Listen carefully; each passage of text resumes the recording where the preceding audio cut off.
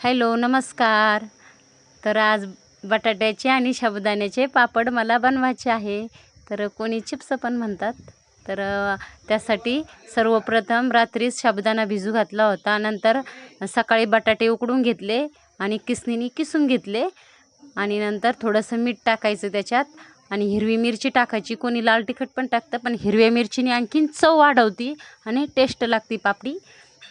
आणि उपवासाला खूप छान लागते ते. दुसरे चिप्स वगैरे पळी पापड्या वगैरे जास्त नाही आवडत आम्हाला, हे असेच आवडतात. तर चला म्हटलं आता वेळ आहे तर करून घेऊया. तर असं एकजीव करून घ्यायचं सगळं. टाकल्याच्या नंतर हिरवी मिरची आणि मीठ वगैरे टाकून घ्यायचं. हे बघा असा उंडा तयार होतो त्याचा.